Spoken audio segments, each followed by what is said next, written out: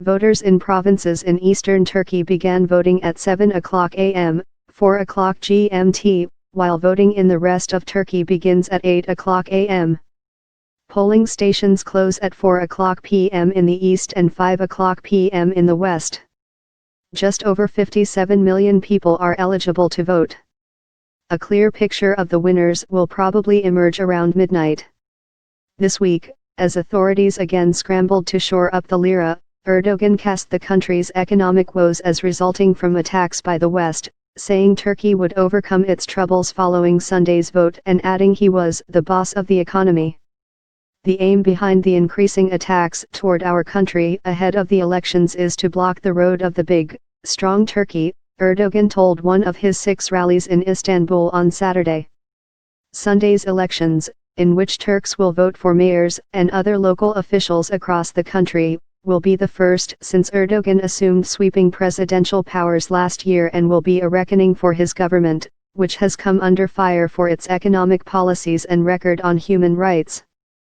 Symbolic blow defeat in either Ankara or Istanbul would bring to an end a nearly quarter-century rule by Erdogan's AKP or its predecessors in those cities and deal a symbolic blow to Turkey's leader. Ahead of the vote, the main opposition Republican People's Party, CHP, and Good Party formed an electoral alliance to rival that of the AKP and its nationalist MHP partners. The pro-Kurdish opposition People's Democratic Party, HDP, which Erdogan has accused of links to Kurdish militants, has not made an official alliance and is not fielding candidates for mayor in Istanbul or Ankara, which is likely to benefit the CHP.